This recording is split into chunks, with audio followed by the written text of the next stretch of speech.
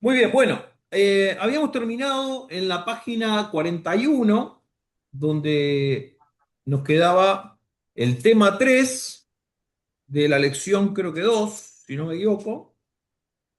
Sí, lección 2, tema 3, página 42. Si lo tienen ahí, Ya, muy bien, vamos a comenzar. Eh, la entrada del pecado, dice, en la creación, ¿sí? Este es lo que trata este tema. El tema 3 trata de la entrada de pecado en la creación, la doctor, pero caída. no habíamos contestado de la página 1. ¿No lo Nomás habíamos terminamos la contestado? lección. ¿La No, no página la habíamos 41? contestado. Ajá, Ah, muy bien. 41. Ok, dice, la 2.3 en la página 41 dice, resuma en pocas palabras las diversas teorías sobre la creación. Alternancia día-era. No sé si, bueno, tendríamos que repasar un poco más lo de la lección, ¿no? Donde empezamos a ver lo de la alternancia día-era, las diferentes teorías que trataron de amigarse un poco con algunos descubrimientos científicos que habíamos leído, no sé si recuerdan. Pero ¿alguno contestó? ¿La uno resuma en pocas palabras las diversas teorías sobre la creación? En el caso de alternancia día-era, que había un día de creación y una era de cientos Yo de miles puse de miles de años. yo puse los días de la creación fueron de 24 horas o eras geológicas. Los días de la creación fueron de 24 horas otra vez o lapsos cortos de tiempo. Claro. ¿Qué es lo que plantea podríamos decir, la teoría de la alternancia día-era? Que hay, los días son literales, dice la Biblia, de 24 horas, pero que entre el día uno y el día 2 de la creación hubo una era geológica, cientos Yep. de miles de años, ¿sí? Esa es una de las teorías, que es la teoría de alternar un día con una era, un día, una era, un día, una era. ¿Sí? Esa es una de las teorías teológicas que hay. La otra es creación progresiva. ¿Quién la completó? Ah, yo. Mm, Yo puse, propone que Dios intervino en varios momentos a lo largo de la historia para crear nuevas formas de vida en lugar de crear todas las especies simultáneamente en un solo acto de creación. bien.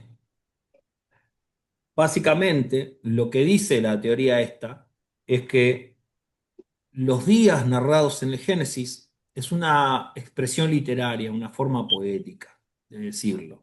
¿Sí? Que no son días literales, sino que cada día tiene una duración indeterminada, ¿no es cierto? Que no son días de 24 horas. De hecho, nosotros vamos a ver que al quinto día se creó el sol y la luna.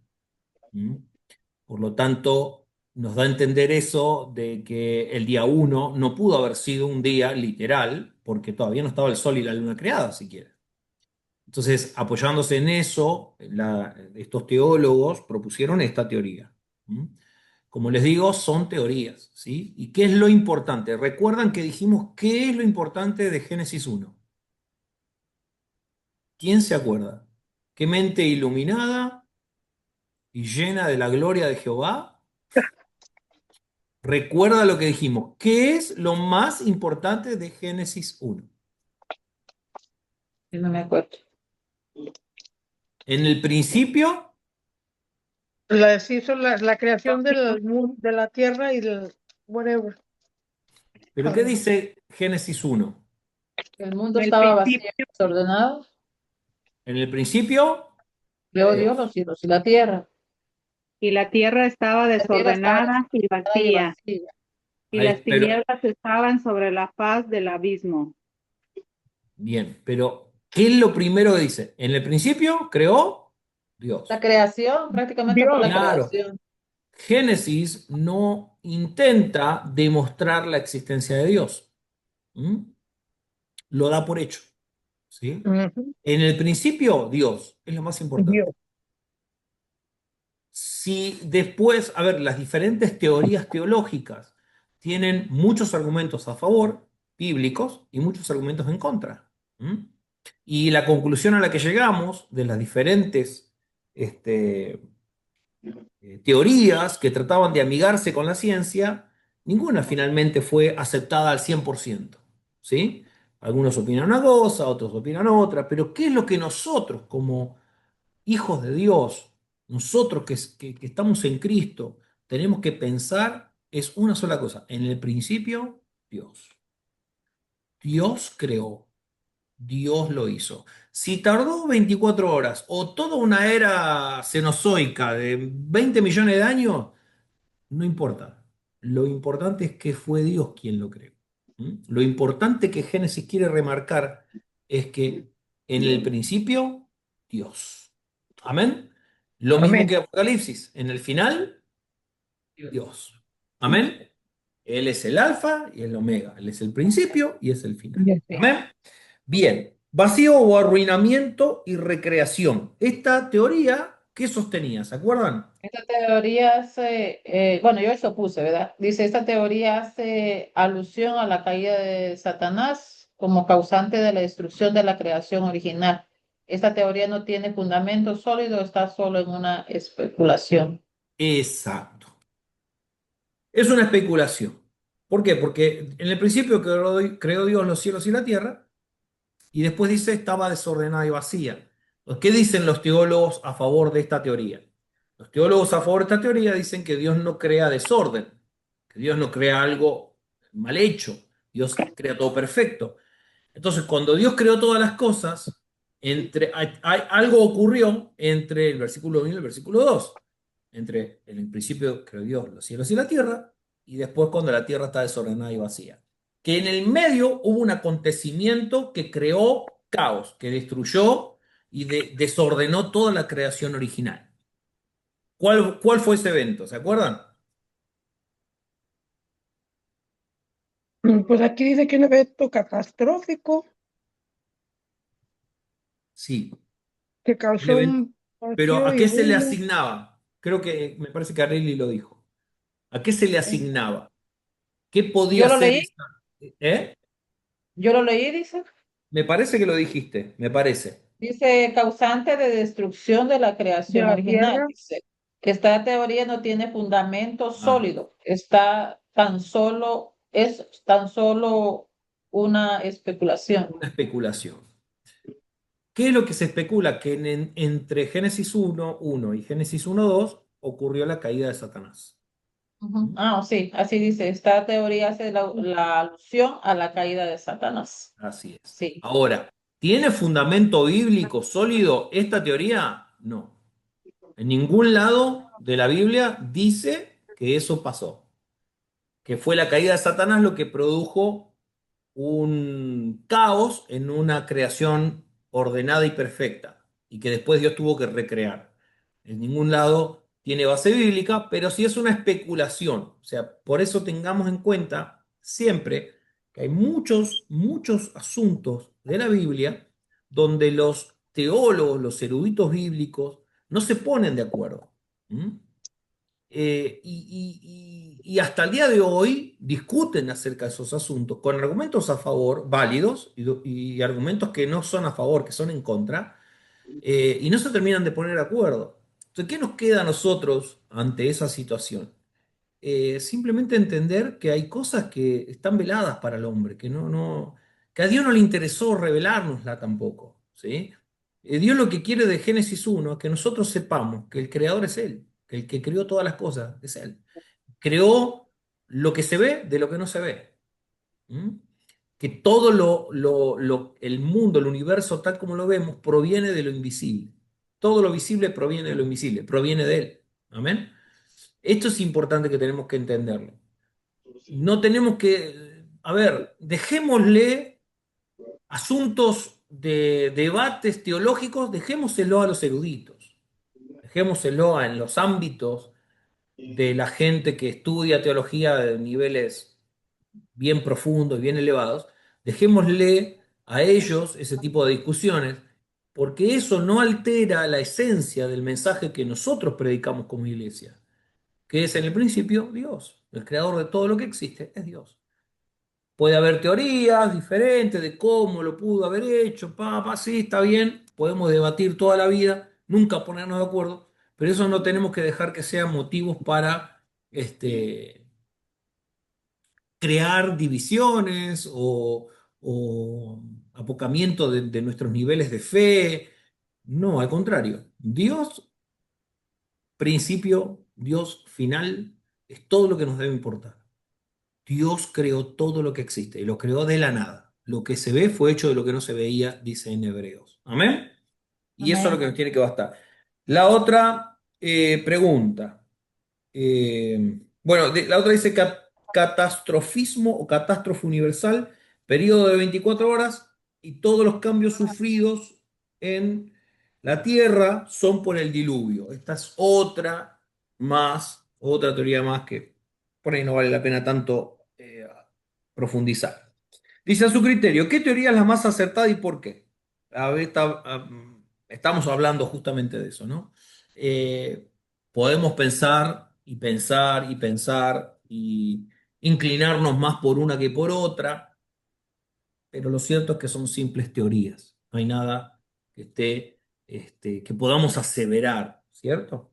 Si fueron días literales, fueron eras geológicas, si Satanás cayó en el medio, no importa. Lo importante es que Dios creó todo, que Dios de lo que no se ve hizo todo lo que se ve y somos producto y resultado de su intención.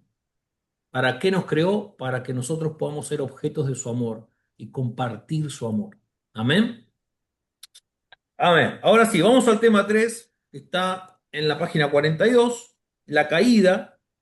Dice, Adán en su estado inocente caminaba con Dios en el Edén y disfrutaba de su comunión íntima. El Edén era un estado de perfección. Lo hemos hablado muchas veces, lo hemos predicado algún que otro domingo en la iglesia, donde decíamos que Edén no solamente era un jardín, sino una dimensión. Una dimensión donde el cielo y la tierra convivían y el hombre estaba conectado a las dos cosas. El hombre era el único ser viviente que tenía conexión espiritual con la física. Estaba conectado con el reino espiritual y al mismo tiempo con el reino físico, la tierra, ¿sí? Esa era su tarea, ser representante del gobierno del cielo en la tierra. ¿Mm? En el estado inocente dice, su creador le había dado una serie de responsabilidades, entre las que se encontraba el no comer de determinado árbol, el de la ciencia, el bien y el mal, y a pesar de haber tratado Dios a Adán como un ser espiritualmente maduro, al haberle dado libre albedrío, vemos que no fue así, sino que en la primera tentación cayó. ¿Mm? En cuanto a la caída, existen tres opiniones. Dice, el relato es un mito, o sea que es una ficción. La realidad fue mezclada con lo ficticio en diversas combinaciones de la verdad con la alegoría. Y tercero, el relato es un relato fidedigno, o sea, tal cual lo dice ahí. ¿Mm? Tal cual se lee. Dice, en este último caso, se presentan razones como la que el relato histórico continúa, de lo contrario, todo el Pentateuco se podría poner en duda. Además, el resto de las escrituras citan este suceso, incluso Jesús mismo. ¿Yo qué les dije a ustedes con respecto a la interpretación bíblica?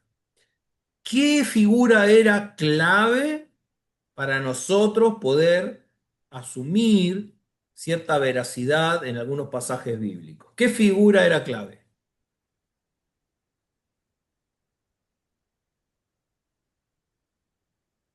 De a uno. ¿Qué figura podemos decir? Bueno, si él lo dijo, entonces lo aceptamos.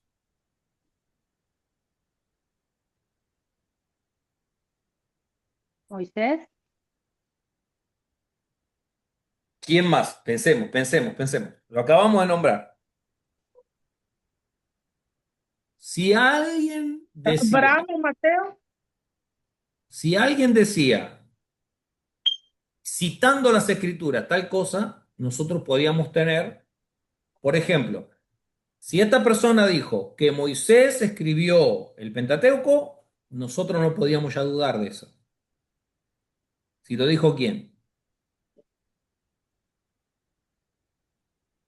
Nos acordamos. Se me borró el CD. ¿De quién no podemos dudar lo que diga? De De Dios. Dios, de Dios. Sí, no, claro, pero digo, dentro de la Biblia, el personaje bíblico que estamos hablando, que si decía Jacob, Que el Pentateuco lo escribió Moisés, nosotros de Moisés. no podíamos dudar que lo escribió Moisés porque lo dijo él, porque dijo, esta persona dijo que Moisés fue el que escribió Pentateuco. Y si lo dice esa persona, no se puede dudar. Jesús. Amén. Amén. ¿Quién Gracias. fue? Un fantasma que anda por ahí. Ah, ¿Quién hermano fue? Lalo dijo. ¿Qué dijo el hermano Jesús. Lalo? Es que al hermano Lalo No, no no lo, está Lalo, no está Lalo. al hermano Está con Lalo la no lo tía dejan Clotilde. hablar. Lalo está con la tía Clotilde tomando café. Ah, bueno. Les digo esto. Si Jesús dijo, citó, usó o aclaró tal cosa sobre la escritura, nosotros ya no tenemos lugar a dudas. Entonces, como Jesús le asigna a Moisés la ley, quiere decir entonces que no hubo otros autores. Para nosotros, si Jesús dijo que la ley es de Moisés, que Moisés escribió la ley, como varias veces lo dijo, entonces nosotros no podemos dudar de que Moisés es el autor. ¿Me explico? Y acá ocurre lo mismo. ¿Cómo nosotros podemos pensar que de las tres opciones que leímos, que el relato del Edén era Mito. mito, una ficción, o que es una realidad mezclada con alegorías, o que es un relato real que sucedió tal cual como está? ¿Cómo nosotros podemos inclinarnos por la última opción de que fue un relato real? Porque Jesús mismo lo nombró, ¿sí? Jesús mismo nombró a Adán, Eva, el árbol y todo eso. Entonces, cuando Jesús lo dice, para nosotros ya no hay lugar a dudas. Amén. Jesús es la Amén. verdad encarnada. Amén. Bien. El diablo tentó a Eva a través de un animal que en ese entonces era hermoso, que era la serpiente. Utilizó su astucia y a través de una intervención satánica se comunicó con la mujer. Dice, los pasos de la tentación son los siguientes. Uno, insinuó que Dios era muy severo al prohibirle comer de todo árbol del huerto. A lo cual Eva contestó correctamente. Dios no dijo que no podían comer de todo árbol del huerto. Dios le dijo que no podían comer de un determinado árbol. El resto podían comer. Pero así Satanás opera hoy. Satanás altera la palabra de Dios. La usa y la altera para tentar. Amén. Dice, el siguiente paso de Satanás fue declarar mentiroso a Dios. No lo dice directamente, pero lo da a entender. A lo cual Eva contestó correcta, a lo cual dice, ¿qué le dijo? Ustedes no van a morir. Le dijo, no, porque Dios dijo, si comemos de ese árbol vamos a morir. ¿Mm? Y que le dijo, no, no van a morir. Estas palabras produjeron incredulidad en Eva. Ya la muralla contra el pecado se había fisurado y estaba a punto de desmoronarse. Qué loco, ¿no? Eh, Prometerle a Adán y Eva que podían ser algo que en realidad ya eran, ¿no? Ese es el engaño de Satanás. Hacernos creer que nosotros no somos algo que en realidad ya somos. Esto es algo que hoy ocurre.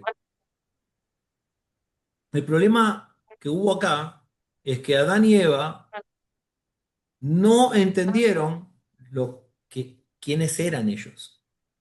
Serán como Dios. Ellos eran la imagen de Dios.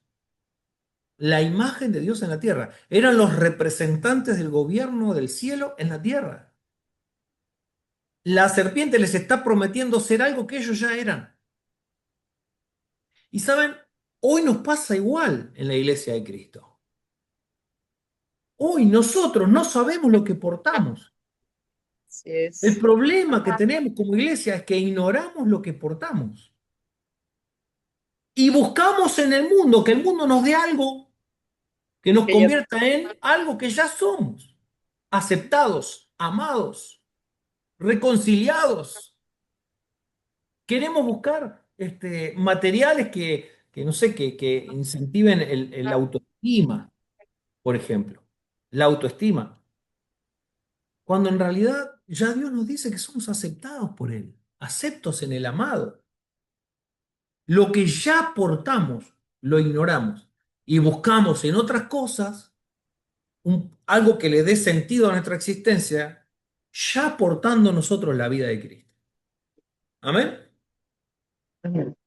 La treta satánica sigue siendo la misma. Amén. Lo voy a mutear a todos, así evitamos ruidos. Si alguien quiere decir algo, levanta el mute y me dice, ¿ok? Tercero, este fue el último y funesto toque para que se produjera la desobediencia. La mujer fue tentada a ser como Dios.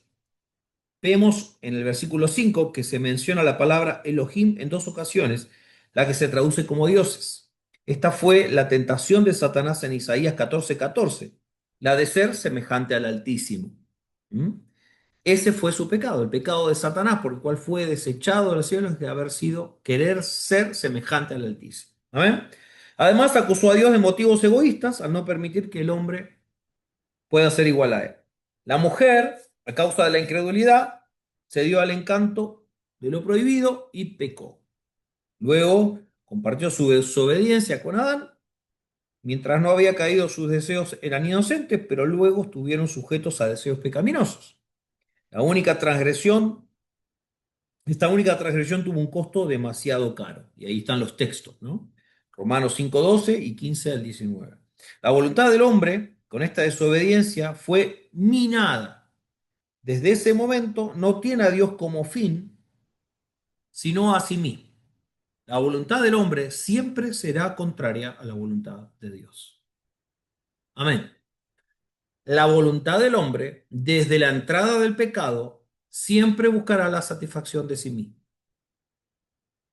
Nunca va a estar alineado con la voluntad de Dios. Ahora, la voluntad de Dios es buena, es agradable y es perfecta para la gente que es espiritual. Para la gente que es carnal o natural, la voluntad de Dios es un gran problema. ¿Mm? Esto es algo que tenemos que nosotros comprender. La voluntad de Dios siempre será, en la mayoría de las veces, contraria a la voluntad humana, al deseo humano. Amén, porque el deseo de Dios es espiritual, es eterno, es inalcanzable e incomprendible para nuestra mente. Amén, necesitamos la mente de Cristo para comprender los planes y los propósitos eternos de Dios. Muy bien, las consecuencias de la desobediencia fueron costosísimas. Dice que fueron abiertos los ojos y conocieron en sí mismos el mal y el bien. Segundo, el hombre murió espiritualmente al cortarse la comunión con Dios. Tercero, una vez que cayeron en el primer pecado, continuaron pecando. Cuarto, la serpiente también sufrió consecuencias. Cinco, la mujer sufriría dolores de parto y su esposo gripe. Es más o menos lo mismo. Para el varón, la gripe es igual que el dolor de parto para la mujer. ¿Amén? Muy bien. 6. El hombre sufriría cansancio y desazón a causa del trabajo. Todo eso fueron las causas del pecado. A ver, ahora, Dios no castigó literalmente al hombre con esto. Esta fue la consecuencia de caerse del estado de inocencia en el que el hombre estaba. Al, al perder la comunión con Dios, el hombre queda expuesto a todo esto que hemos leído recién. ¿Mm? Y sí hay consecuencias. Dios les dice, ahora vas a parir con dolor a tus hijos, ahora te va a costar esto, te va a costar lo otro, el trabajo va a ser laborioso, va a ser cansador, porque Dios les está diciendo lo que ocurre fuera de su naturaleza. Amén. Fuera del ambiente que Él le había creado, del ambiente de la paternidad, como hemos hablado muchas veces. Frente a este pasaje tan desolador hay una luz de esperanza. la primera promesa de redención, lo que los teólogos llaman el protoevangelio, Génesis 3:15, que dice que la simiente de la mujer va a pisar la cabeza de la serpiente y la serpiente la va a herir en el calcañar. Eso es la primer promesa de redención que aparece en la Biblia, ya en Génesis 3:15. Amén. Eh, Dice, la simiente satánica sería aplastada mortalmente en su cabeza por la simiente piadosa de la mujer. A pesar de esta victoria, la simiente piadosa, o sea, pía, sería herida en el calcañar, lo cual no se considera algo fatal. Esto tuvo cumplimiento en la cruz de Cristo. Por siempre venció al maligno dándole al hombre la posibilidad de ser redimido. Eh, Vemos en el versículo 21 un hecho interesantísimo. La Biblia cuenta que ellos se dieron cuenta de que estaban desnudos, ¿cierto? Y saben, el hecho de que Adán y Eva se dieron cuenta que estaban desnudos, no es solamente que se vieron sin ropa, es un hecho mucho más profundo, con un contenido espiritual mucho más intenso. Esta es la primera vez que el hombre siente carencia, que algo le falta, que no está completo. Verse desnudo significa algo me está faltando.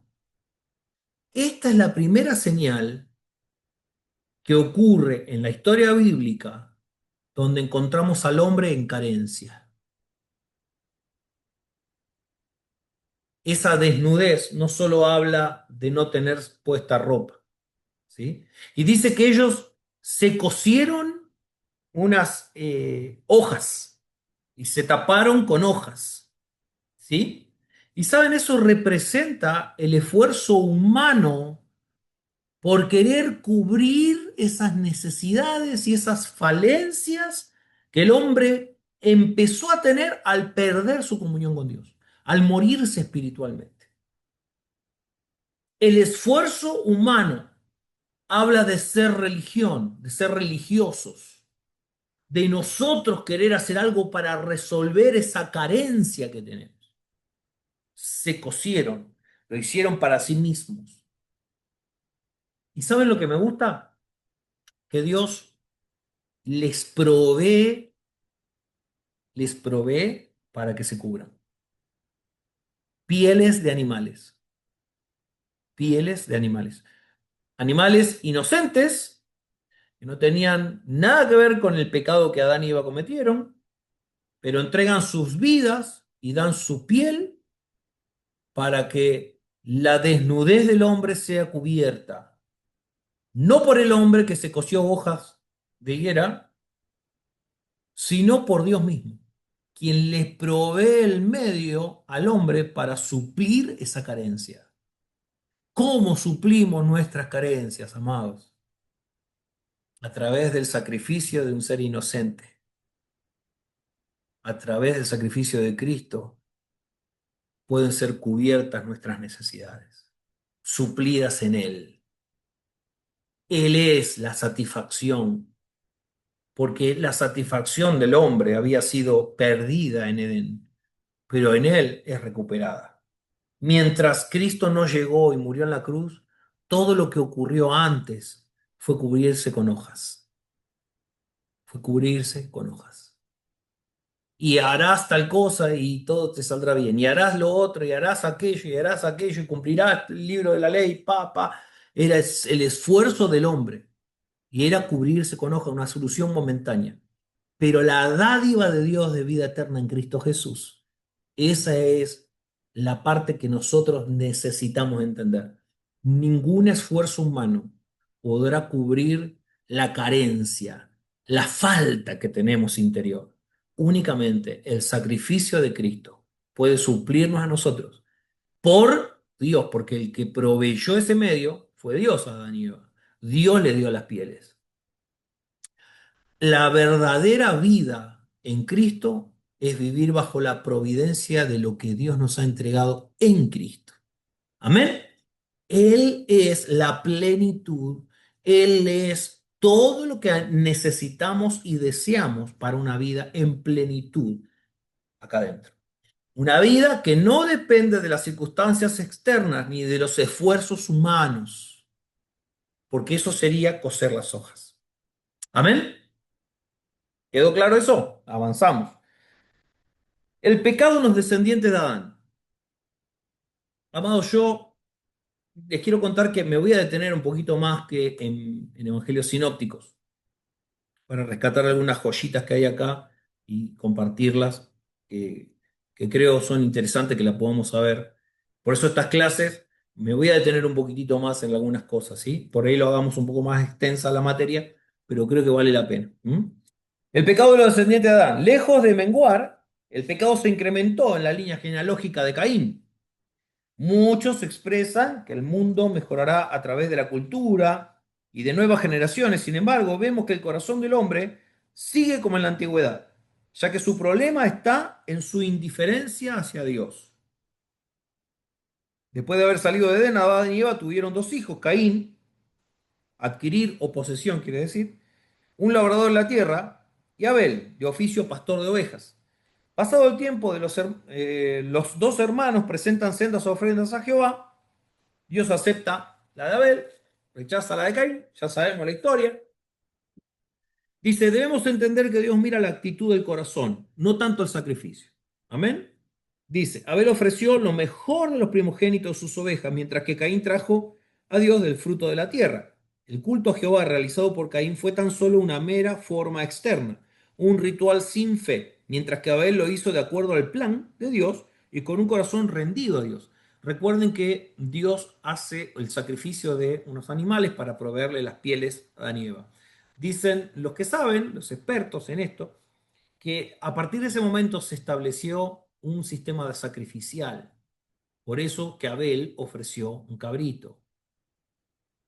Lo que ofrece Caín es decir, bueno, mira, esto es lo que tengo. ¿Mm? Esto es lo que tengo para darte. Y ese es el problema de Caín. Por eso Caín fue rechazado. Porque Caín le dio a Dios lo que él tenía para dar. Pero Abel le dio a Dios lo que Dios le pedía que dé. Esto es algo fundamental que entendamos. A Dios le tenemos que dar lo que Él nos pide que le demos. Pregúntenle a Abraham, dame a tu hijo, tu único. Después lo vamos a mirar eso también. ¿No? ¿Qué es lo que no le querés entregar a Dios? ¿Qué no le entregarías a Dios? Bueno, eso mismo Dios te pide. Entonces, cuando vos sos capaz de darle a Dios lo que Él te pide, tu sacrificio es un sacrificio agradable a Dios, porque le entregás tu corazón, le entregás tu vida entera. Amén. Cuando no le negamos nada al Señor. Caín le dio, bueno, mira, yo tengo esto, si te gusta bien, si no, bueno, fue rechazado. Amén. Dice, Dios llamó la atención de Caín y lo trató con amor para que se arrepintiese. Le dijo, el pecado está a la puerta. El pecado está a la puerta. Ya vemos que Caín no hizo mucho caso, ¿no? Eh, por lo tanto, Caín termina asesinando a Abel y Dios le da un castigo, no sin antes darle la oportunidad de que confiese. Pero bueno, eh, Caín le pide una señal para que no lo maten, porque bueno, había más hijos de Adán y Eva, eh, y Caín tenía temor de que por venganza lo mataran. Entonces Dios le concede, le pone una señal a Caín para que nadie lo mate, ¿sí? Vemos en sus descendientes a precursores de la ganadería y de los pueblos nómadas como Jabal, versículo 20, o del arte como Jubal, versículo 21, o de la industria como Tubal Caín, versículo 22. Sin embargo, vemos a Lamec, quien fue el primer polígamo. Vemos también su carácter violento en su canto en los versículos 23 y 24. Esta civilización excluía totalmente a Dios y por lo tanto en la Biblia no se vuelve a mencionar a los cainitas. Gente completamente depravada, gente completamente violenta gente completamente pecadora, era algo tremendo la descendencia de Caín. Ahí están los versículos 20 al 24, donde cuenta un poco los descendientes de Caín eran peor que Caín, ¿sí? Por lo tanto, la Biblia se empieza a centrar en la descendencia piadosa y deja de lado a los cainitas, ¿sí? A pesar del intento satánico de destruir el linaje mesiánico, Dios se procuró otro hombre en lugar de Abel. Se llamó Set. La palabra Set significa sustitución, como con el que los hombres volvieron a Dios. Los setitas, los descendientes de Set, son lo opuesto a los cainitas, los descendientes de Caín, ¿sí? Entonces, la línea piadosa es la línea setita, de los descendientes de Set. De los descendientes de Set viene Cristo, ¿ok? La línea pecadora, impía, era la línea de los cainitas, ¿está bien? Los descendientes de Caín. Bien, responda, página 45. ¿Cuál es la manera más acertada de interpretar el relato de Génesis 3? ¿Como un mito, una mezcla de alegoría y realidad o un relato fideligno? Fundamente la respuesta. Sabiduría y mito.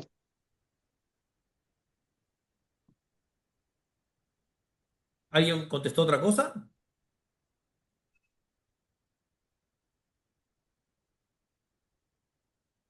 ¿Alguien más contestó? ¿Solo Norma? No se me queden, ¿eh? Vamos, ¿eh?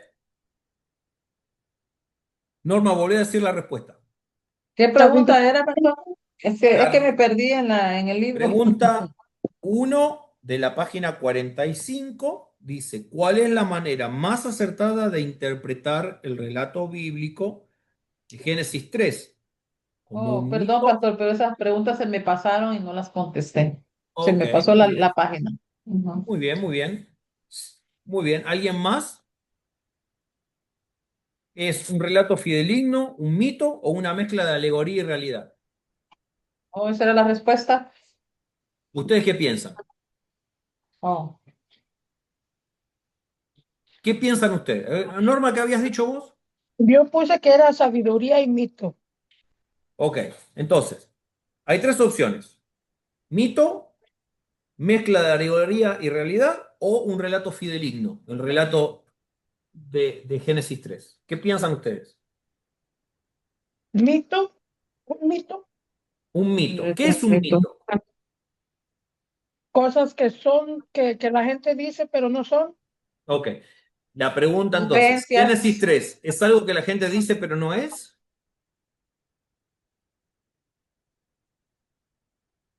Son relatos, pues, que dicen, pero que no, sí, relatos que se dicen, pero no tienen validez o no son al 100% ciertos. Ok. Vos podés decir que lo que dice Génesis 3 es un mito. Ok. ¿Alguien más dice algo diferente?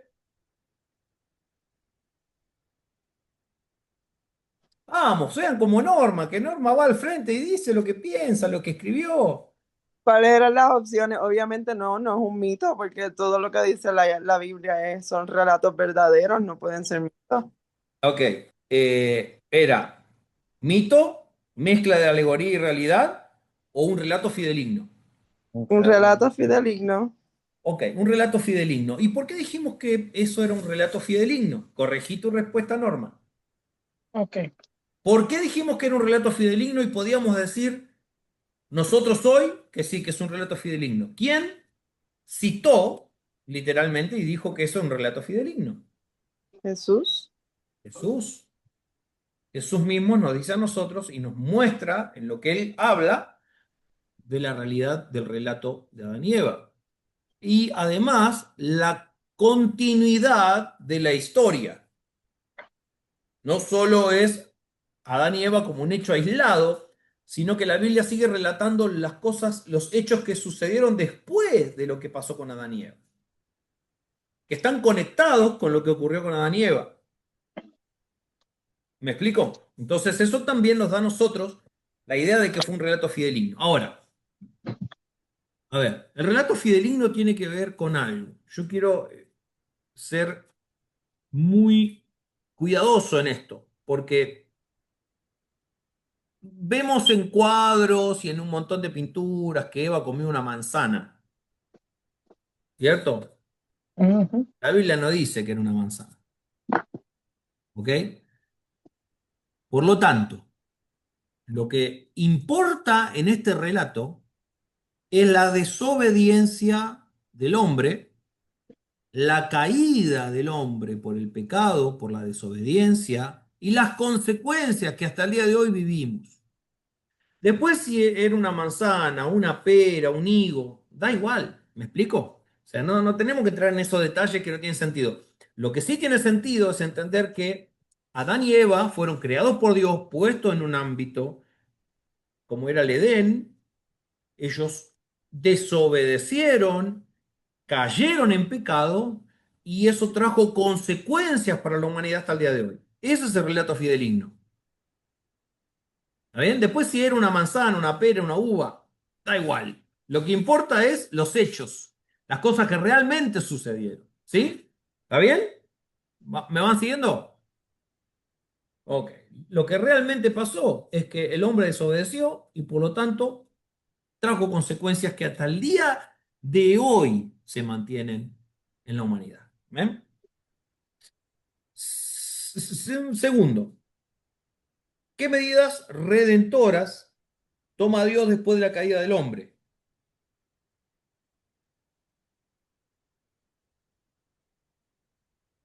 A ver,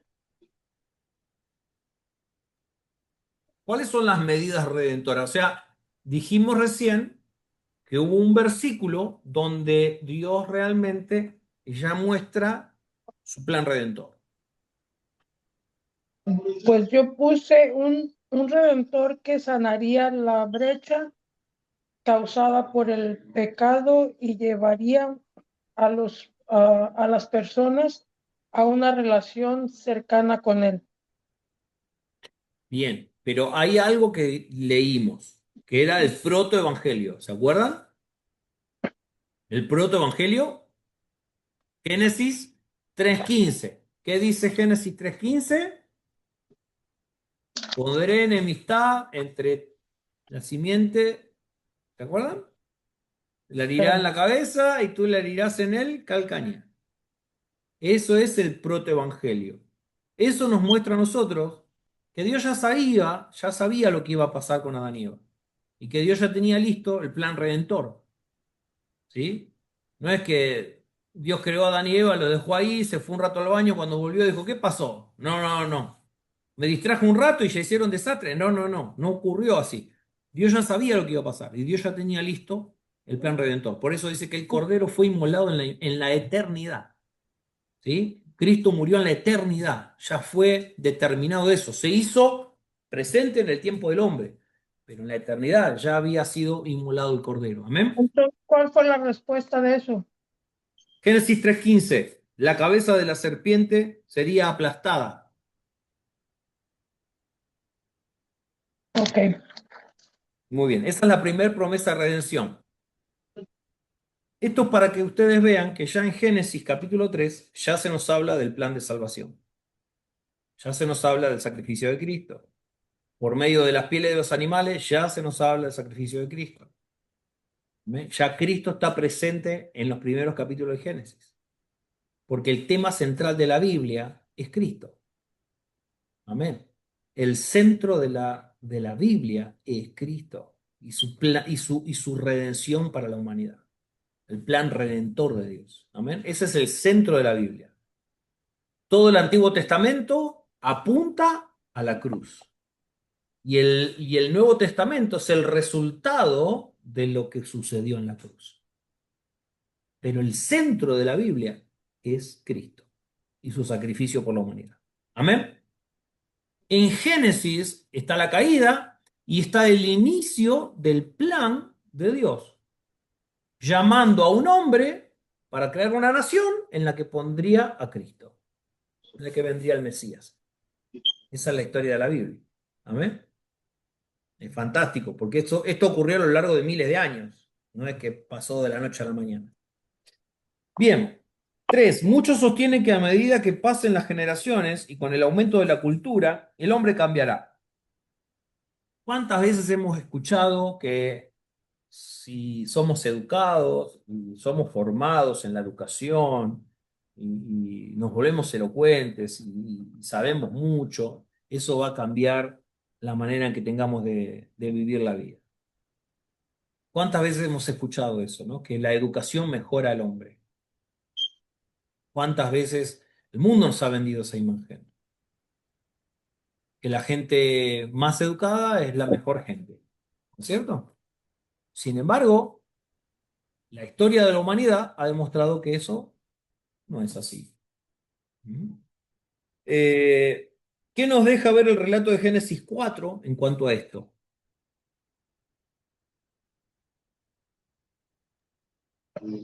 Pues yo puse que en resumen Génesis 4 nos enseña sobre la naturaleza destructiva del pecado, pero también sobre la gracia y la misericordia de Dios. Amén. Está bien. Y ¿Qué Génesis pecado es? 4 nos muestra cómo, a pesar de que hubo ganadería, industria, el arte, la música, igual el hombre sigue degradándose. A pesar de que mejora sus conocimientos de muchas cosas, igual sigue degradándose por el pecado. ¿Ven? Muy bien. Página 46. Relación de la columna A con la columna B. Perdón, pastor, ¿cuál fue en sí entonces la respuesta de la número 3? De la número 3. Sí. ¿Qué nos deja ver el relato de Génesis 4? La continuidad. ¿La El continuidad? pecado Ok. degradando al hombre a pesar del arte, la música y entre comillas, el desarrollo humano. Ok.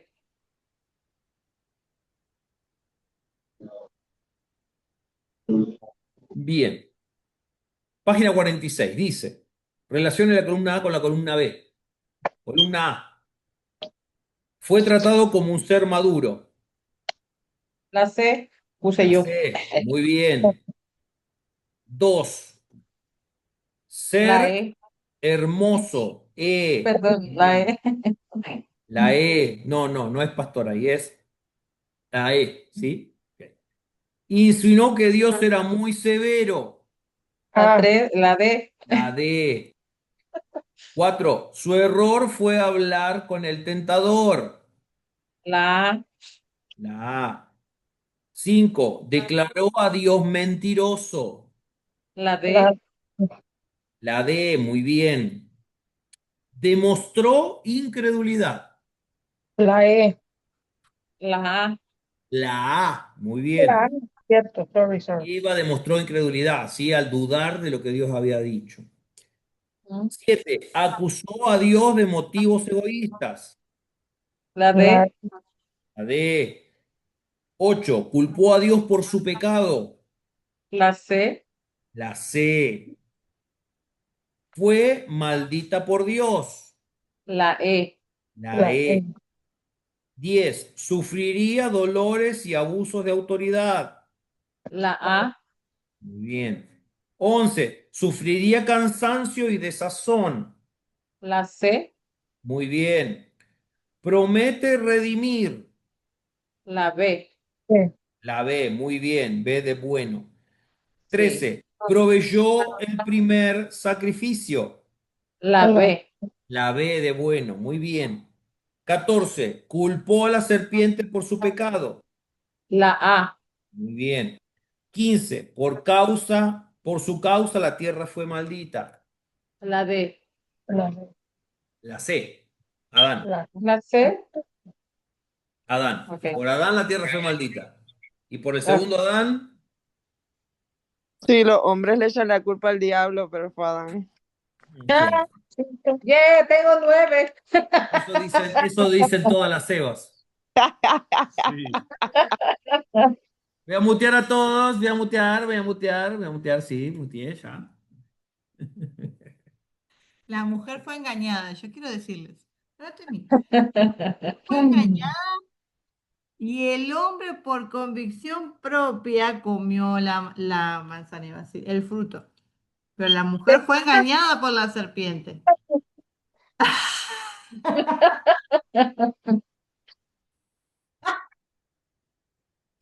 Bien. Tema 4, página 47, dice, luego del aporte enriquecedor de nuestra pastora, vamos a el diluvio, primera parte, ¿sí? El tema del diluvio está buenísimo para estudiar, la verdad que está espectacular. Este periodo de la historia primitiva resulta tremendamente importante. Los capítulos 5 al 9 narran los momentos difíciles que pasó la línea mesiánica. Recuerden que la Biblia, a lo largo de todo lo que va narrando, muestra la línea de genealogía de Cristo, ¿sí? Esa es la línea mesiánica. La línea mesiánica es de los antecesores, de los antepasados de Jesús, ¿sí? Todo lo que la Biblia va mostrando tiene que ver con la descendencia de la línea piadosa en la cual después vendría el Mesías. ¿Mm? Aún desde Génesis ya. Pronto los hijos de Dios se corrompieron y por poco Satanás acaba con el propósito salvador de Dios. La genealogía de Adán, Génesis 5, dice este capítulo podría parecer un poco árido, ya que en su mayoría trata acerca de cada personaje con un simple vivió, engendró y murió. La vida del hombre después de la entrada del pecado se reduce a vivió, engendró y murió. Terrible, ¿no? Sin embargo, es importante, ya que aquí se muestra no solo los descendientes de Adán hasta Noé, sino también los ascendientes de Cristo. Y esto es lo que estábamos hablando de la continuidad del relato del Edén, del capítulo 3. La Biblia deja la genealogía desde Adán hasta Noé en esta sección de Génesis. Con lo cual hay una continuidad que nos da a nosotros la idea de que es un relato verídico, ¿sí? Bien. Llama la atención la longevidad. Había gente demasiado vieja acá, quien fue Matusalén con 969 años. Nos da a entender que la gente vivía mucho tiempo. Hay diferentes teorías para hacerla más corta y no leer todo lo que dice acá. Había una posible causa. El mundo antes del diluvio no era igual como el mundo que conocemos hoy. La Biblia nos dice que no había lluvias, que había un rocío que regaba la tierra. ¿Mm? Lo que se cree, y una de las teorías más aceptadas por los teólogos, es que había una especie de capa de agua en el cielo, que sería como un hielo, ¿sí? Un hielo, todo alrededor, que no permitía la entrada directa del sol, de los rayos del sol como lo vemos hoy. Una de las causas de envejecimiento en el ser humano es los rayos ultravioletas del sol. Lo que se dice en los ámbitos de gente que estudia todo esto es que lo más probable es que, ¿por qué digo esto del hielo que estaba afuera, de las aguas que estaban en el cielo? Ahora lo vamos a ver por qué les digo esto de la teoría de que la Tierra estaba cubierta de una especie de hielo.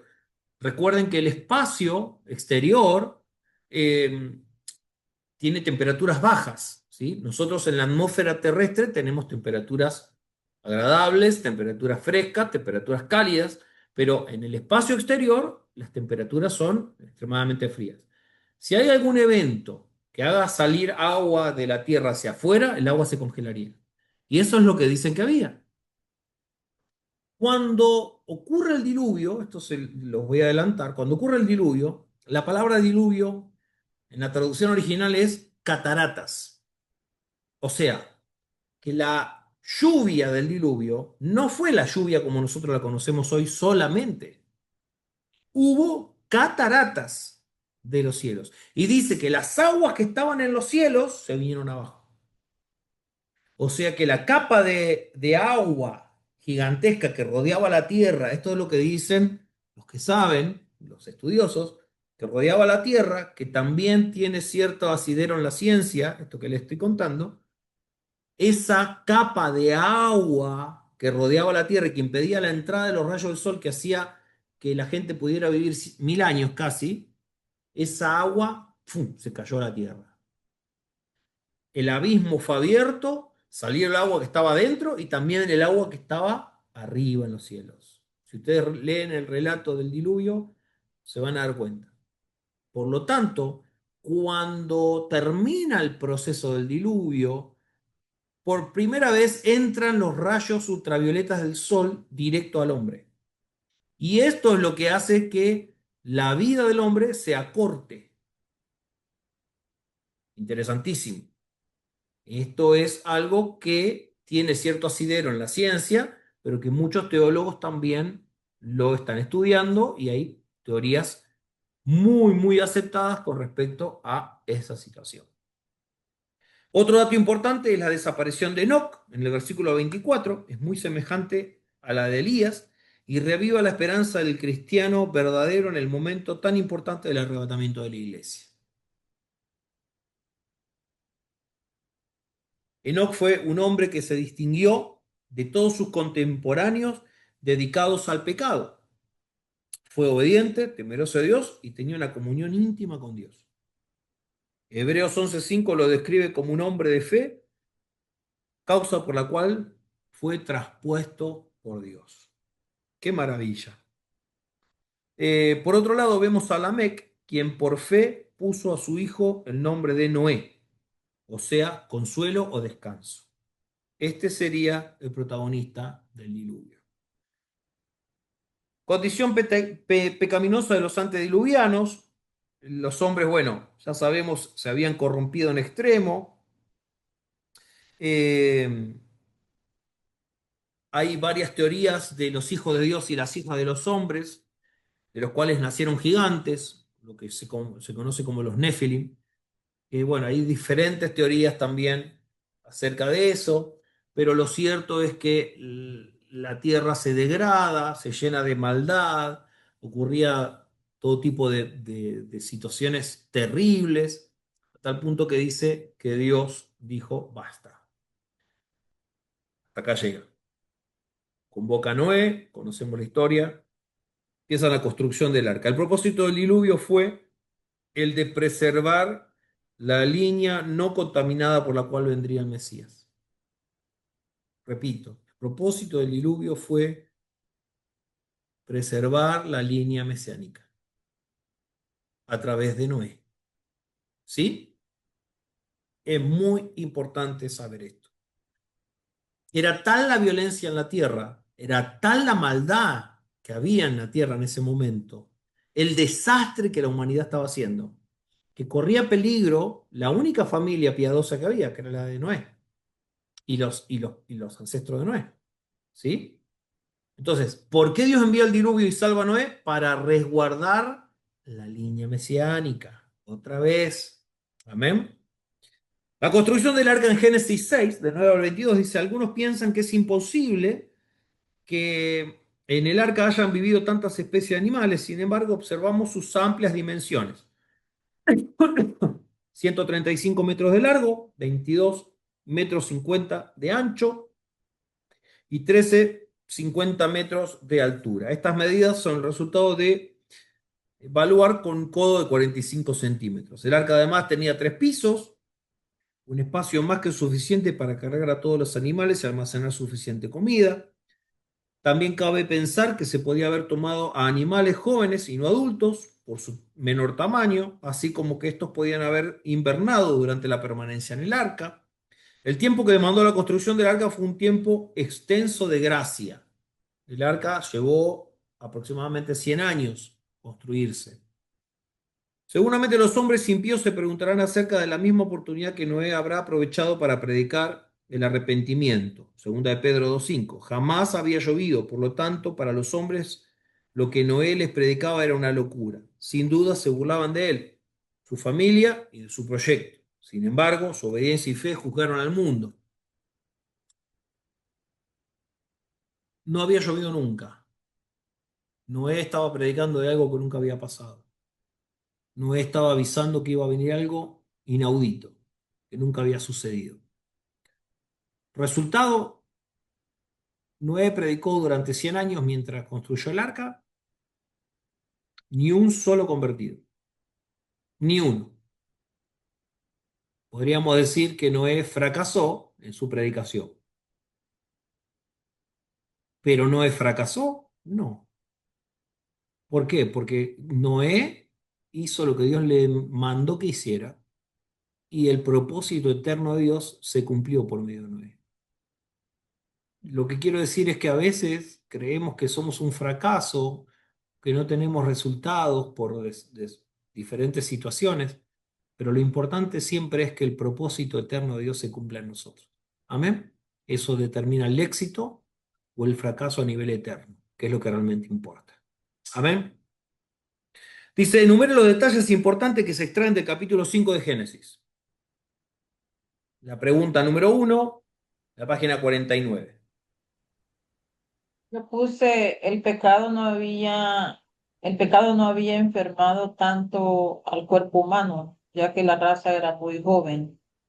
Las Bien, condiciones climáticas antes del diluvio eran muy diferentes a las postdiluvianas y que esto permitiese a los hombres vivir más años.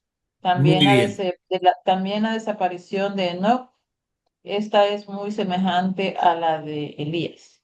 muy bien, perfecto. Elías, algo así dice. A Ujú. Elías, sí, sí, sí. Muy semejante a Elías, que Elías fue llevado en un carro de fuego al cielo, ¿sí? Buenísimo, gracias. 2, ¿quiénes eran los hijos de Dios y las hijas de los hombres? ¿Qué produjo la relación entre ambos? Descendientes También hay, bueno, no sé si hay alguien más. Di Jenny. y los descendientes de Caín, que eran los hijos de los hombres, y los descendientes de Seth, que eran los Los descendientes de... piadosos, Ajá, los hijos de Dios. eso. Dios, de Sí. Dios. Bien. Produjo una nueva raza que era más alta y violenta. Bueno, esto es lo que le decía los Nefilim. Esto es lo que les dije de los Nefilim, ¿sí? Que esta es la teoría más aceptada por los teólogos, pero hay algunos que plantean que los hijos de Dios son ángeles que se enamoraron de mujeres, tuvieron unión sexual con las mujeres y nacieron gigantes, que serían los Nefilim. Ahora, ¿cuál es el punto flaco de esa teoría? Que Jesús dijo que los ángeles son asexuados. Los ángeles no tienen sexo. Los ángeles no se casan ni se dan en casamiento. Eso dijo Jesús. Por lo tanto, esa teoría tambalea ante lo que Jesús dijo. Que un ángel se sienta atraído sexualmente por una mujer es algo que no puede ocurrir porque los ángeles son de naturaleza espiritual. No tienen sexo. ¿Me explico? No viven en un cuerpo humano, hombre o mujer. Por lo tanto, esa teoría tambalea ante esa declaración de Jesús. Acuérdense que lo que dijo Jesús es para nosotros lo único que tiene peso. ¿Sí? Los teólogos podrán opinar y decir cosas, pero lo que dijo Jesús es lo que dijo Jesús. Entonces, la teoría de pensar que los ángeles estuvieron con mujeres es una teoría poco aceptada por ese motivo, ¿sí?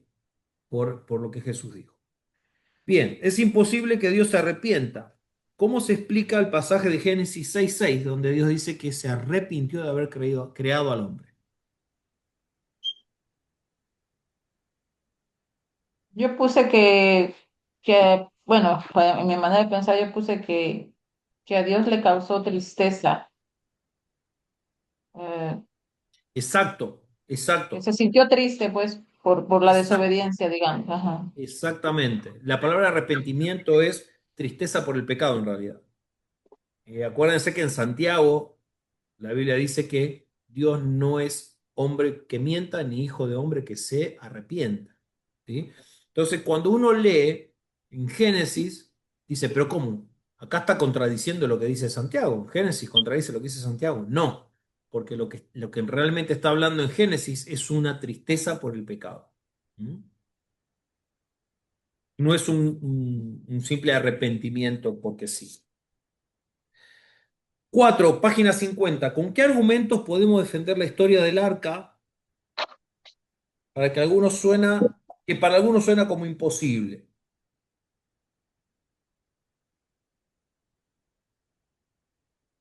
¿Alguien la contestó? Es una pregunta personal. Yo puse, Noé construyó un arca en obediencia a la palabra de Dios y recibió la salvación. Muy bien. Muy bien, Norma. ¿Qué más? ¿Alguien más puso otra cosa? Las especificaciones de las medidas del arca que Dios le dio, ¿verdad? Para que cuando pasara el diluvio se pudiera sostener. Muy bien. Buenísimo. ¿Quién más? ¿Alguien puso algo más, además de lo que puso Jennifer, lo que puso Norma? Yo puse, Noé obedeció a Dios al construir el arca por medio de su obediencia, obtuvo la salvación. No, muchos no, la salvación dice, muchos no creyeron, pero al ver todo lo que pasó, Muy como bien. que ya, como que cuando ven ya por decir así, la cosa seria, ¿verdad? Se dieron cuenta de que sí, que no estaba mintiendo. Así es. Buenísimo. Sí, la Buenísimo. realidad. Gracias, mi amor. Buenísimo. Gracias, gracias. Espectacular. Gracias a los tres. 5. ¿Por qué habrá llevado tanto tiempo construir el arca? Yo puse por el tamaño de sus dimensiones y su altura. Sí, imagínense que no había las maquinarias que tenemos hoy, ¿no? Si aún así tarda mucho tiempo en construirse un barco grande con toda la tecnología que hoy tenemos, imagínense en aquel entonces, ¿sí? Y además, ese periodo de construcción del arca es el periodo de gracia, ¿m? Que Dios le da a la humanidad de aquel entonces para arrepentirse. Hoy Dios está edificando su iglesia. ¿M? La iglesia es Cristo, es el arca. ¿M? Y Dios está en ese periodo de gracia con la predicación del Evangelio, convocando a todos para que entren al arca, para que estén en Cristo, porque es la única salvación posible. El diluvio es el juicio, ¿sí? Un juicio que cada vez está más cerca. Siempre hay juicios, siempre ha habido diferentes tipos de juicios que ha habido sobre la tierra, pero vienen los tiempos finales. Estamos cerca y seguimos predicando la palabra, seguimos hablando. Dios sigue construyendo el arca, pero un día Dios va a cerrar la puerta. ¿Mm? Y hasta que Dios cierre la puerta, tendremos el periodo de gracia de poder predicar la salvación. Amén. Pero el día que Dios cierre la puerta, se terminó. Y la puerta no la cerramos ni ustedes ni yo. La puerta la cierra Dios. Cuando la iglesia sea arrebatada, ese será el último momento en que la gracia podrá aprovecharse. Después muchos podrán ser salvos, pero no de la mejor manera, ¿sí? Sino a través de mucha tribulación y sufrimiento. ¿Amén? Eh, lo importante es estar en el arca, que es Cristo. ¿Amén? Muy bien. Amén. Bien, tema 5, diluvio, segunda parte. ¡Wow! ¿Cómo hemos avanzado en la hora? Yo sigo re entusiasmado con esto y me está yendo la hora. Bueno, a ver, ¿qué nos queda? Tema 6 y bueno, dejamos la lección 3 para la próxima semana, no vamos a llegar. ¿Ok? El diluvio, parte 2. La catástrofe producida por el diluvio podía explicar el presente orden mundial. Por esta causa es menester, o sea, es importante observar el detalle del relato bíblico y sus posibles implicancias. En primer lugar, vemos que 7 días antes del diluvio, Dios mandó a Noé, su familia y a los animales que entrasen al arca. Debían entrar 7 parejas de todo animal limpio y una de cada especie no limpia. ¿Cuántos días antes fue? 7, ¿no? La simbología de los días también es importante. 7 días antes del diluvio. 7 días antes del fin. Recuerden que la iglesia será arrebatada y luego vendrán 7 años. 3 años y medio de falsa paz y 3 años y medio de tribulación cual nunca hubo antes. Y luego el fin. El regreso de Cristo para el milenio. Amén. No es casualidad que 7 días antes del diluvio Noé haya entrado al arca. Y los animales. Dice, luego Dios mismo cerró la puerta del arca y ya nadie más podría entrar. Fueron rotas todas las fuentes del grande abismo y las cataratas del cielo fueron abiertas. Ahí está la palabra cataratas del cielo, que yo les decía recién. No fue una lluviecita, ¿sí? Fueron cataratas del cielo, una cosa espeluznante, nunca antes vista y nunca más podemos ver algo así. Cataratas, se rompieron las fuentes del abismo, cataratas cayeron de los cielos.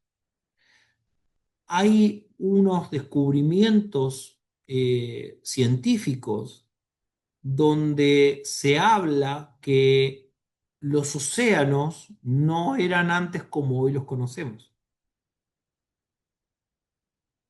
Hay en el fondo del mar, hay marcas de ríos, como canales, que unen el río Congo, por ejemplo, con el río Amazonas, por debajo. Lo cual le da la idea a los científicos de que en un momento de la historia humana, o de la historia de la Tierra, mejor dicho, no había agua en los océanos.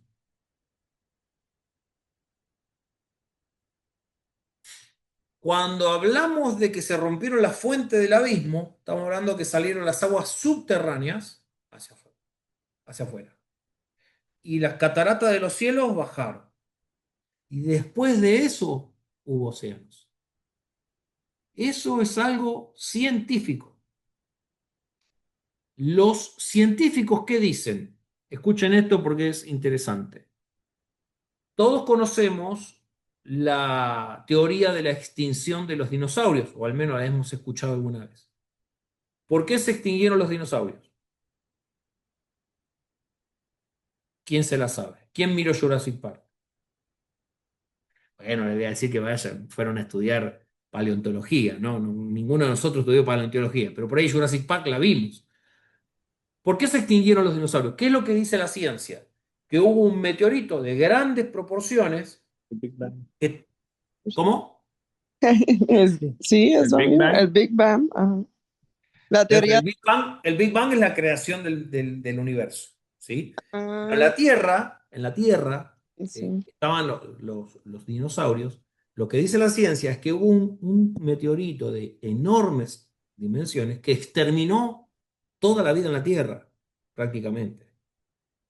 Lo que dicen los científicos es que al parecer fue tal el impacto que hubo que el agua que estaba en la Tierra se evaporó, toda el agua de la Tierra. La temperatura que alcanzó fue tal que se evaporó toda el agua. El agua se evapora y sale hacia afuera. Y cuando sale hacia afuera y choca con eh, el espacio exterior, es donde se congela y se crea la capa, que les decía yo recién, de agua que estaba en los cielos. Esto es teoría científica, no bíblica. Ahora, ¿cómo eso se acopla a esto que estamos leyendo en Diluvio? Porque dice que las fuentes del grande abismo fueron rotas y que las cataratas del cielo cayeron en la tierra. Y hay pruebas científicas de que en el fondo del lecho marino había ríos antes, canales de ríos. Y digo, el río Congo de África se unía al río Amazonas de América. Esto da la pauta de que por un momento no hubo océanos. Esa es la conclusión a la que llegan los científicos. Miren qué interesante. Bien, veamos la cronología del diluvio. Bueno, ahí no voy a entrar en detalles para no aburrirlos, pero ahí muestra todo el plazo de los días, toda la cronología del diluvio, y un total de 371 días duró todo este proceso, ¿sí? Desde que llovió, empezó a llover, hasta que los animales abandonaron el arca. Pasó más de un año, ¿sí? Donde estuvieron adentro del arca. Entre que llovió, el arca paró en un lugar, se bajaron las aguas, se acomodó todo y Noé pudo salir y salir los animales. Bueno, pasaron 371 días, ¿sí? Algunos opinan que el diluvio fue local y no universal, que las aguas cubrieron solo el valle del Tigris y el Éufrates. Veamos algunas razones en su contra, dice. El relato del diluvio habla de un diluvio universal.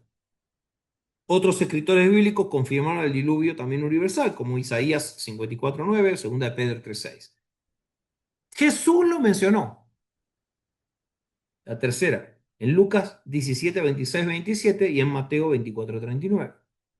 Si el diluvio hubiera sido local, habría bastado con una migración y no la construcción del arca. 5. El arco iris no tendría sentido, ya que es una señal del pacto entre Dios y el hombre de no destrucción por agua. El diluvio fue un desastre de magnitud incalculable. El poder de arrastre del agua fue tremendo. Podemos decir que la tierra se transformó completamente. Algunos opinan que inmensas marejadas pasaron por encima de océanos y continentes y no quedó nada de aquella civilización. Enormes cantidades de barro y roca fueron transportadas y redepositadas. Génesis 8:3. Por la acción de las mareas se generaron los distintos estratos de la tierra al remover una y otra vez el lecho del planeta. Esto se puede comprobar ya que en árboles de 3 metros de altura traspasan distintos estratos, lo que invalida el uniformismo. Esto no lo entendí muy bien a qué se refería, tendría que investigarlo un poco más. Este sostiene que la formación de rocas sedimentarias se debe a un proceso uniforme y tremendamente lento de minerales. Tanto árboles como animales se hubieran podrido antes de fosilizarse. En Siberia se encontraron mamuts en perfecto estado de conservación, algunos de ellos con pasto en su boca. Hay científicos que piensan que hubo un cambio climático abrupto, el que produjo que los animales murieran casi instantáneamente. Los hielos luego los conservaron intactos. Algunos piensan que Dios alteró el eje de la Tierra, produciéndose así estos desastres. Otros piensan que la densa capa de nubes que tenía la Tierra antediluviana se enfrió por la acción de los gases de un cometa que, viajando en dirección al Sol, fuera atraído por esta y comenzó a girar alrededor de ella. Son diferentes teorías, ¿sí? Los efectos producidos por este cometa podrían ser las enormes mareas y el levantamiento de las cadenas montañosas a su paso, como los Andes. Después de varias órbitas terrestres, el cometa se alejó en dirección al Sol atraído por él. Eso no sabemos si es así, pero es una teoría. La densa capa de nubes que filtraban los rayos ultravioleta, los cuales pudieron estar involucrados en el proceso de envejecimiento, esto por la longevidad de los antediluvianos. Génesis 4 afirma que el hombre era de mayor tamaño. Los fósiles demuestran que los gigantes existieron, pero el diluvio cambió todo eso. Según el crecimiento estadístico de población del mundo, podemos fechar el diluvio alrededor de 3300 a.C., unos pocos cientos años más o menos. Por ahí se puede fechar el diluvio, 3300 a.C. Muy bien, se establece un nuevo orden mundial. Una vez finalizado el diluvio, Noé, sus hijos y el mundo animal comenzaron una nueva etapa. El juicio había concluido y un nuevo orden comenzaba. Al salir del arca, Noé erigió un altar, tomó animales, aves limpias, su holocausto, en agradecimiento por la salvación tan grande que Dios había hecho. De esta forma también consagró su futuro al Señor. Dice, estableció las 4 estaciones del año. ¿Sí? Porque acá dice, en esta actitud agradó a Dios y decidió no volver a maldecir la tierra. Por esto proveyó al hombre todo lo necesario. Dice, estableció las 4 estaciones del año, al igual que el día y la noche. Mandó al hombre a reproducirse. El reino animal temería al hombre. Todo animal o vegetal constituía la dieta alimenticia del hombre en este tiempo. Capítulo 9, versículo 3. Había una sola restricción, no debía comerse la carne con su sangre. Capítulo 9, versículo 4. Estableció la pena capital, jamás volvería a destruir al hombre por medio de agua, por lo cual estableció un pacto en capítulo 9, 8 al 17. En cuanto a la restricción de comer carne con sangre, existen dos posibles causas. La primera es que la sangre está a la vida y esta no podía tomarla salvo Dios. Y en segundo lugar, ayudaba al hombre a valorar el futuro sacrificio expiatorio. Luego Dios estableció su primer pacto con el hombre, que jamás volvería a producirse un diluvio, de manera que puso una señal en el cielo, que es el arco iris. En realidad fue un compromiso de parte de Dios. En esta ocasión no demandó nada en absoluto de hombre. Este es el pacto noético. Cuando uno estudia teología, te hablan de esto como el pacto noético, ¿sí? Después está el pacto adánico, el pacto noético, el pacto abrámico, hasta llegar al nuevo pacto. El nuevo pacto es con Cristo, con Jesús. Amén. Bendiciones y maldiciones proféticas. Noé, en forma increíble, cae en pecado de embriaguez. Se nos emborrachó Noé. 100 años construyendo el arca. 371 días dentro del arca. Para después emborracharse. Maravilloso. Es posible que hasta ese momento no se conocieran los efectos del vino, ya que no había mención del mismo anteriormente. En su lamentable estado, se desnudó en su tienda y fue descubierto por Cam.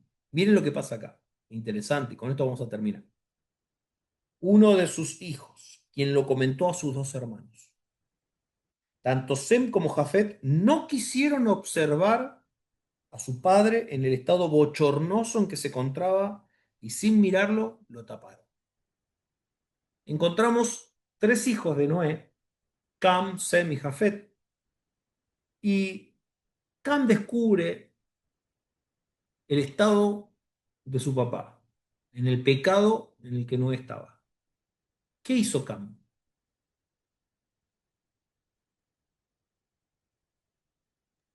Se burló. ¿Y qué más hizo? Fue, Fue a decirle a los hermanos para que lo vinieran a ver. divulgó, Lo divulgó, embriagó, lo embriagó. divulgó el pecado de su papá. Eso hizo Cam. Lo vio, se burló y divulgó el error que cometió su padre, el pecado de su padre. ¿Qué hicieron los otros dos hermanos? La Biblia dice que fueron de así, con una capa, sin mirar al padre, y lo Lo cubrieron. cu-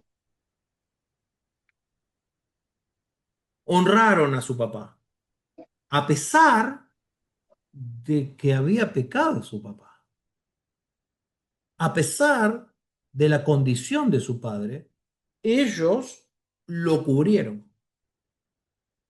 El otro lo divulgó. ¿Cuál fue el resultado de esta actitud? Dice, al volver en sí, dice, acá dice, al volver en sí, Noé profirió bendiciones y maldiciones según la actitud de cada uno de sus hijos y de Canaán su nieto, aunque sus palabras tuvieron más que ver con la conducta futura de cada uno de ellos. Miren lo que le pasó Cam y Jafet. Al parecer, tanto Cam como su hijo Canaán se burlaron de Noé. Cam y Canaán se burlaron de Noé. Por lo tanto, los maldijo. Aquí no están incluidos otros descendientes de Cam, como los africanos y egipcios. Por lo tanto, la maldición no se hace extensiva a ellos. Sem llegó a dominar a Canaán según lo expresado en la profecía a través de los hebreos, un pueblo semita. Sem fue el hijo más beneficiado por la bendición. Jehová sería su Dios, y en los hebreos, una rama de Sem, se cumplió esta profecía. De los semitas desciende Cristo. Jafet, sus descendientes, los indoeuropeos o arios, serían huéspedes de Sem. Su bendición se cumplió en el pueblo gentil que se convirtió a Cristo, a través de la iglesia primitiva de origen judío. Yo lo que les quiero recalcar, amados, esta noche, para terminar, ¿cuál es nuestra actitud cuando vemos el pecado de otro? ¿La actitud de Cam o la actitud de Sem y Jafet? De la mayoría de Cam.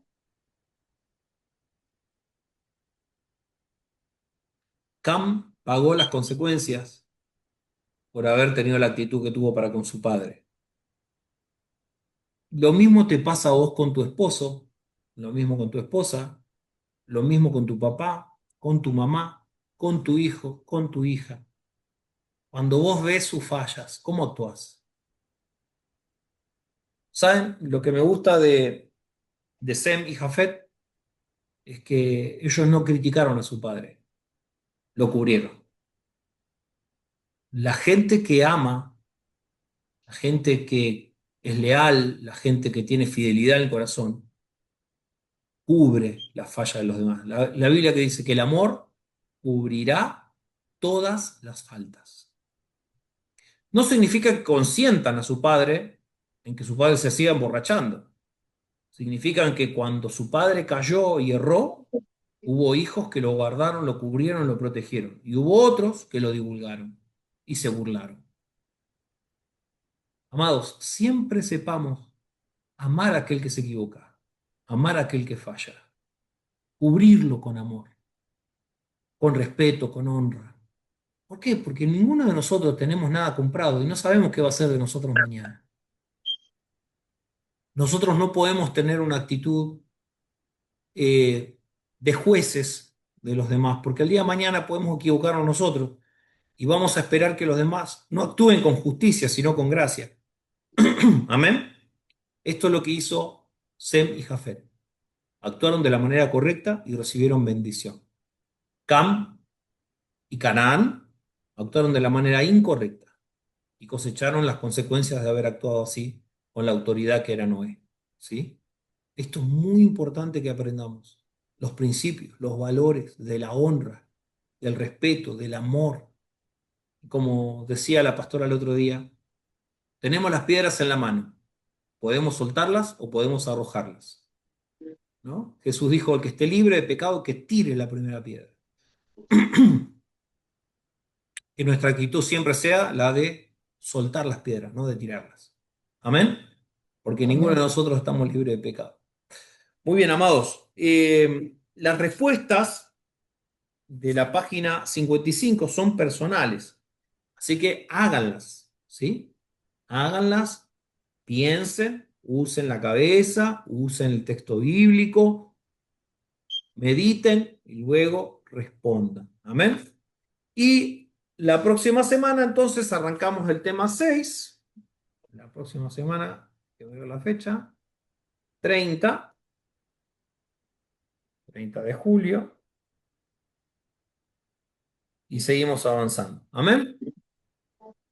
Muy bien. ¿Alguna pregunta? ¿Algo que quieran Nos compartir? vamos a quedar pendientes con las preguntas y los ejercicios de la página 58, pastor.